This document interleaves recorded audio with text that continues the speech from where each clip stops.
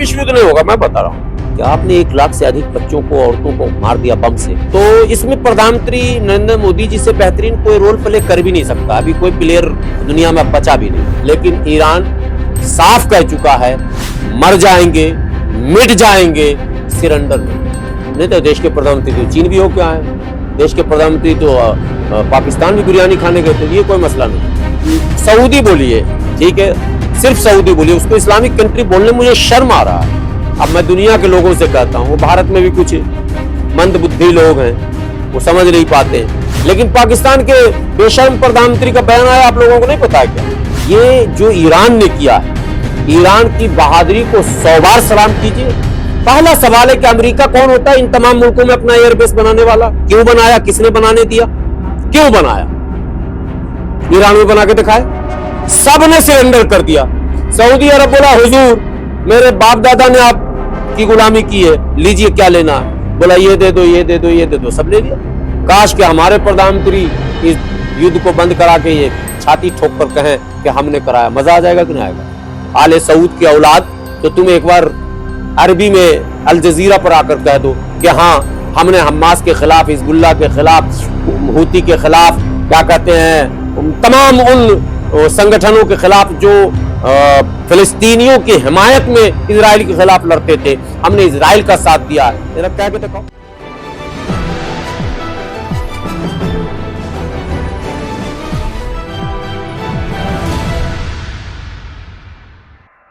नमस्कार, आप देख रहे हैं समाचार प्लस का ओटीटी प्लेटफॉर्म और मैं अब्दुल वाजिद चिश्ती निज़ामी। अभी जिस तरीके से ईरान के अंदर जिस तरीके का मामला सामने आया है, इमाम अली ख़ामनेई की जो है वहाँ शहादत हुई है, इसी पूरे मसले पर बात करने के लिए मौलाना गुलाम सरवर साहब मेरे साथ इस वक्त मौजूद हैं। आप सरवर साहब, अभी जो सारा मामला चल रहा है, अब हिंदुस्तान इस मामले को किस तरह देख रहा है, उसके सामने क्या रास्ता है? नहीं देखिए, हिंदुस्तान का मसला जो है वो हमारी एक फॉरेन पॉलिसी है, हमारी इलेक्टेड सरकार है, और इलेक्टेड सरकार में फॉरेन पॉलिसी को डील करने का कैबिनेट को अख्तियार, कब कौन फैसले लेने हैं, किस मुल्क से कैसे रिश्ते रखने हैं, ये अख्तियार कैबिनेट को है, प्रधानमंत्री जी को है।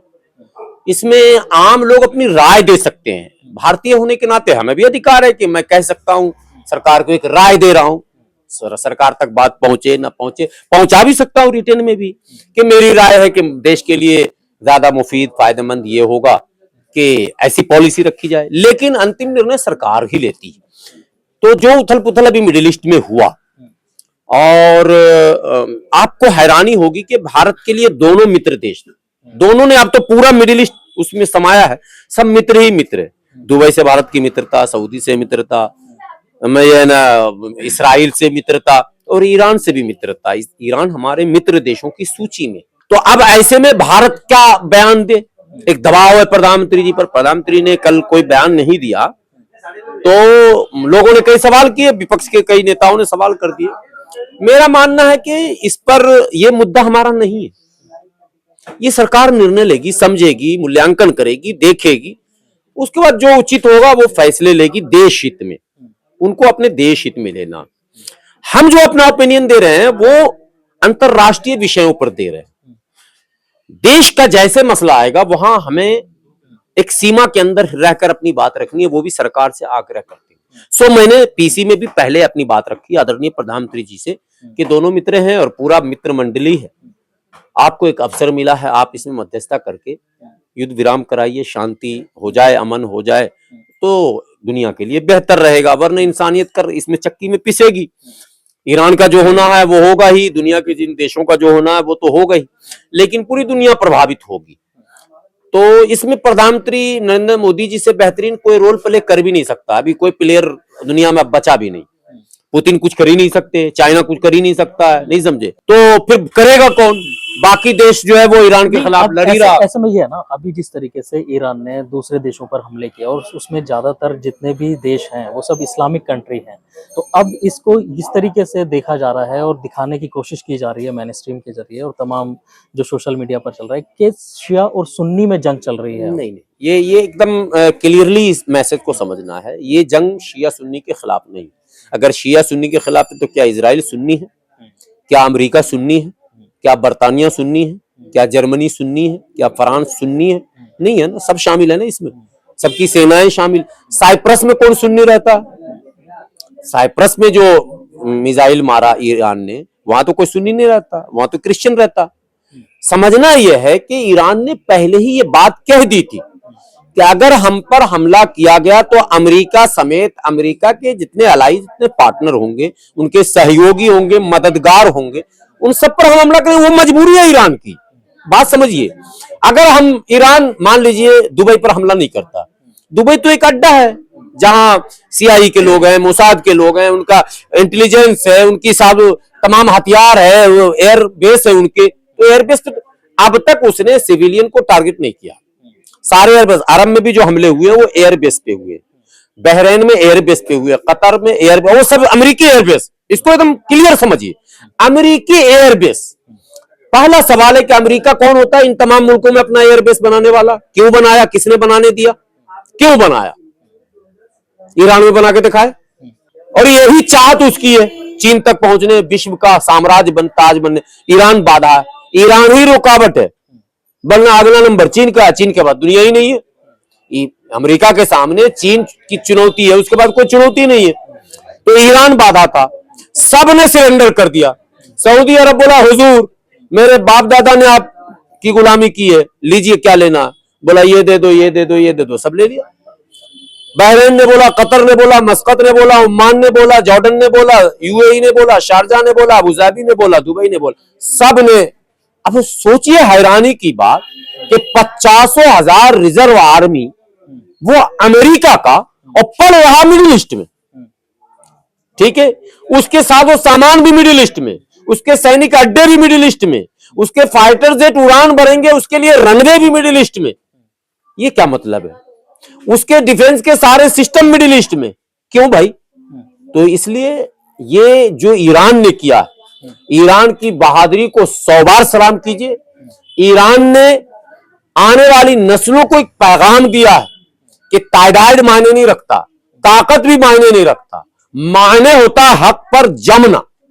वो ईरान ने जम के दिखाया। ईरान ने साबित किया कि ईरान हुसैनी है, ये भी मैं एडिशनल बात कर रहा हूं।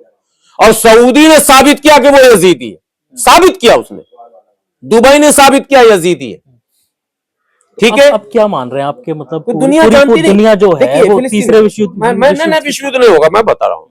फिलिस्तीन के साथ जो कुछ हुआ, क्या कोई भी इंसानियत प्रस्त आदमी, मैं मजहब की बात नहीं कर रहा हूं, मानवता के नाते उसको जस्टिफाई करेगा क्या? आपने 1 लाख से अधिक बच्चों को, औरतों को मार दिया बम से, ये बहाना बना के हम्मास हम्मास हम्मास हम्मास। जब तुम ईरान को चित कर सकते हो, इराक को चित कर सकते हो, पूरी दुनिया को चित कर सकते हो, तो मुट्ठी भर हम्मास जिसके रहने छुपने की भी जगह नहीं थी ठीक से, उसको क्यों नहीं काबू में कर लिया? तुमने पूरे फिलिस्तीन को क्यों उड़ा दिया? पूरे गाजा को क्यों तबाह कर दिया, खंडर बना दिया? क्या ये मंजर किसी ने देखा नहीं क्या? कैसे, मतलब किस नजरिए से इसराइल के साथ आप जा सकते हैं? कोई रास्ता तो आप बताइए उसकी हिमायत का, कोई एक पॉइंट तो बताइए। उसने पानी रोका जो यजीदियों ने किया था, उसने खाना रोका, उसने तमाम चीजें रोकी, जीना हराम किया, जिंदगी उनकी तंग की। ये सारी बातें देखकर तो ये लग रहा है कि वो यजीदी हैं। तो इसलिए ईरान को लाख लाख सलाम, ईरान की बहादुरी को सलाम, ईरान के लिए दुआ, ईरान के लिए समर्थन, और ईरान के लिए ये दुआ इस रमजान में कि अल्लाह उसकी हिफाजत फरमाए। दुनिया के तमाम ताकतवर ममालिक टूट पड़े हैं, लेकिन ईरान साफ कह चुका है मर जाएंगे, मिट जाएंगे, सिरेंडर नहीं करेंगे, सर नहीं झुकाएंगे। पूरी दुनिया में जब फिलिस्तीन पर हमले किए जा रहे थे तो ईरान ही एक ऐसा देश है जो लगातार उसी का तो बदला, उसी का खमियाजा वो पूरी दुनिया देख रही है, और उसी का खामियाजा ईरान को भुगतना पड़ा है। लेकिन अब जिस तरीके से जो इस्लामिक कंट्री है, जैसे सऊदी अरब की बात कर ली जाए, इस्लामिक कंट्री हिंदुस्तान के 10 लाख से हिंदुस्तान करीब ज्यादा लोग वहां, हमारा देश तो वहां फंसे हुए हैं मुसलमान। यहाँ सऊदी बोलिए, ठीक है, सिर्फ सऊदी बोलिए, उसको इस्लामिक कंट्री बोलने में मुझे शर्म आ रहा है यार। यही तो एजेंडा बन जा रहा। क्यों शर्म आ रहा मुझे, वो आले सऊद पर शर्म आ रहा। 100 बार लानत भेजी आले सऊद पर, अल्लाह उस खानदान को तबाह कर दे जिसके रहते हुए पूरी मिडिल ईस्ट में जब भी मर्द मुजाहिद पैदा हो, यासिर अरफात, आपको पता है यासिर अरफात कैसे शहीद हुए? नहीं पता? यासिर अरफात के साथ भी हादसा हुआ। हादसा ऐसे नहीं होता है। मोहम्मद मुर्सी के साथ, कर्नल कज्जाफी के साथ, सद्दाम हुसैन के साथ, ये सब क्यों हो रहा? कौन करा रहा? कौन करा रहा? अब देखिए अमेरिका की ताकत, एक बार बोला कि आईएसआईएस आतंकवादी संगठन है, अमेरिका ने कहा, फिर पूरी दुनिया ने कहा, भारत ने भी कहा, हमने आपने भी कहा ना कि आतंकवादी संगठन है। उसी आईएसआईएस संगठन के हेड को और एचटीएस को, सबको लेकर बशर अल असद के खिलाफ बगावत करता है और अमेरिका हाथ पकड़ के उसी को तख्ता दे देता है। अब मैं दुनिया के लोगों से कहता हूं, वो भारत में भी कुछ मंद बुद्धि लोग हैं, वो समझ नहीं पाते। जिस आईएसआईएस को खूंखार खतरनाक आतंकवादी कहते थे, उसी को अमेरिका ने सत्ता पर लाकर बैठा दिया। कहां? सीरिया में। ठीक है, तो मतलब फिर भी आप नहीं समझे। आतंकवादी बनाने की फैक्ट्री, आतंकवाद की जननी, इसका पोषक अगर कोई है धरती पर तो अमेरिका। तो उस शैतान सिफत शासन व्यवस्था के खिलाफ अगर किसी ने कोशिश की है, इजराइल के खिलाफ लगातार, फिलिस्तीन की हिमायत में लगातार विश्व मंच पर भी और धरातल जमीन पर भी जो हिमायत, लोग बोलते हैं हमास को मदद दे रहा ईरान। अरे भाई तुम क्या दे रहे थे बेशर्मो? ईरान तो हमास को मदद दे रहा था, तुम क्या दे रहे थे? तुम इसराइल को मदद दे रहे थे। अब तुम पहले, मां ने दूध पिलाया है आले सऊद की औलाद, तो तुम एक बार अरबी में अल जजीरा पर आकर कह दो कि हाँ हमने हमास के खिलाफ, हिजबुल्लाह के खिलाफ, हूती के खिलाफ, क्या कहते हैं, तमाम उन संगठनों के खिलाफ जो फिलिस्तीनियों की हिमायत में इजराइल के खिलाफ लड़ते थे, हमने इजराइल का साथ दिया। कह के दिखाओ। अभी देश के प्रधानमंत्री इजराइल होकर के आए हैं, देश के बाद ये पूरा मामला हुआ। नहीं तो देश के प्रधानमंत्री तो चीन भी होकर आए, देश के प्रधानमंत्री तो पाकिस्तान भी बिरयानी खाने गए थे। ये कोई मसला नहीं है, ये कोई मसला नहीं है, इसको इससे जोड़ेंगे नहीं। और इतना बड़ा रोल देखा जा रहा है, ना ना ना ना, इतना बड़ा रोल अमेरिका भारत को करने भी नहीं देता है। ये तो मैं कह रहा हूँ, अवसर था प्रधानमंत्री जी को, अब रोल करना चाहिए, विश्व मंच पर अपनी आवाज उठानी चाहिए, श्रेष्ठता को प्रदर्शित करना पड़ता है। विश्व गुरु बनना हो तो दिखाना पड़ता। अमेरिका ने दिखाया, भारत पाक युद्ध में अमेरिका ने कह दिया कि हमने करवाया समझौता। काश कि हमारे प्रधानमंत्री इस युद्ध को बंद करा के ये छाती ठोक कर कहें कि हमने कराया, मजा आ जाएगा कि नहीं आएगा? लेकिन ऐसा नहीं हो रहा, ये अफसोस की बात है। लेकिन प्रधानमंत्री जी इसराइल गए थे इसलिए जंग हुआ, ये सब बेकार की बातें हैं। इसराइल एक सामान्य दौरा था, इनको जाना ही था, नहीं जाना चाहिए था या हाँ जाना चाहिए था। ये कांग्रेस, सपा, बसपा, एमआईएम पॉलिटिकल लोग जो विपक्ष के लोग हैं वो एनालाइज करेंगे, हम नहीं करेंगे। आम मुसलमानों को भी हम कहते हैं इस पर आपको कोई टिप्पणी करने की आवश्यकता नहीं। प्रधानमंत्री जी शी जिनपिंग को झूला भी झुला चुके हैं, चीन के राष्ट्रपति को। तो क्या हो गया, चीन मेरा मित्र हो गया क्या? प्रधानमंत्री जी बिरयानी खाने पाकिस्तान भी चले गए तो पाकिस्तान मित्र हो गया क्या? ये जाना आना लगा रहता है। ठीक है, इसको अलग रखिए इस चीज से। युद्ध होना था, ये तो प्रधानमंत्री जी को भी पता था होना था, सारी दुनिया जानती थी कि युद्ध होना ही है, क्योंकि ईरान झुक नहीं सकता और जो शर्तें ईरान पर ला दी जा रही है वो मानने योग्य ही नहीं है। कैसे माना जाएगा? मतलब तुम परमाणु बम रखो, तुम 1 करोड़ की आबादी हो तो परमाणु है, हम 7 करोड़ की आबादी परमाणु नहीं रख सकते। तुम 1 करोड़ की आबादी हो, विस्तार कर रहे हो, हम 7 करोड़ की आबादी है, क्षेत्र सुरक्षित भी नहीं कर सकते। ये ऐसे इस तरह की दोहरी पॉलिसी को कोई स्वीकार नहीं करता, नहीं करना चाहिए। आपने वेनेजुएला से राष्ट्रपति को पकड़ के कॉलर पकड़ के उठा लिया। दुनिया में गैरत होती तो अमेरिका का बहिष्कार दुनिया कर देती, लेकिन पाकिस्तान के बेशर्म प्रधानमंत्री का बयान आया, आप लोगों को नहीं पता है क्या? उसने कहा अमेरिका के बगैर तो हम चल ही नहीं सकते। आपने नहीं सुना क्या? वायरल हो रहा। शाहबाज शरीफ लगा देते हो यार, शाहबाज बदमाश, उसको शरीफ नाम में जबरदस्ती लगा लिया। ठीक है, शाहबाज बदमाश, शाहबाज लुटेरा, सत्ता का जो भी है वो, हाँ, उसका बयान आ रहा है कि अमेरिका के बगैर हम एक कदम नहीं चल सकते। दुनिया को सोचना होगा कि एक और इनकलाब की जरूरत है दुनिया में, जो साम्राज्यवाद के बाद के खिलाफ, विस्तारवाद के खिलाफ, पूंजीवाद के खिलाफ, वर्चस्ववाद के खिलाफ, ये वर्चस्ववादी जो विचारधारा उसके खिलाफ एक इनकलाब की जरूरत है, और उसकी अगुवाई अभी ईरान कर रहा है।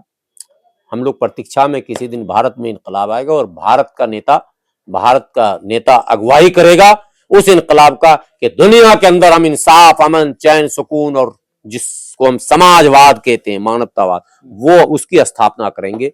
उसकी लड़ाई अभी लड़नी बाकी है। अभी देश बहुत अलग दहाने पर है। आपने कहा थर्ड वर्ल्ड वार 2 बार वर्ल्ड वार हो चुका, फर्स्ट और सेकंड, करोड़ों लोग नहीं मरे। इसलिए ये सब मत बोलिए कि वर्ल्ड वार एक कहावत होता है, वर्ल्ड वार ही तो हो गया। 12-14 मुल्क, 15 मुल्क एक तरफ है, एक अकेला है। जो अकेला, उसके पीछे भी 2-4 अंदर अंदर खाने हैं, फ्रंट पर तो कोई नहीं है। कुछ देन लेन कर रहा होगा, एक हथियार तो वो भी अब जंग के दौर में नहीं, जो हुआ होगा। कुछ लोग हैं तटस्थ हैं। तो वर्ल्ड वार में भी कई देश तटस्थ अलग था। आपको प्रथम विश्व युद्ध में, द्वितीय विश्व युद्ध, भारत की क्या भूमिका थी बताइए? कोई भूमिका नहीं थी। भारत की आज भी भूमिका नहीं। हमने जो पढ़ा है, जो जाना है, प्रथम विश्व युद्ध या द्वितीय विश्व युद्ध में नागासाकी में बम गिरा, हिरोशिमा तबाह हो गया, उसमें भारत की कोई भूमिका नहीं थी। नेताजी चाहते थे, नेताजी सुभाष चंद्र बोस, कि हमारी भूमिका हो, नहीं हो पाया।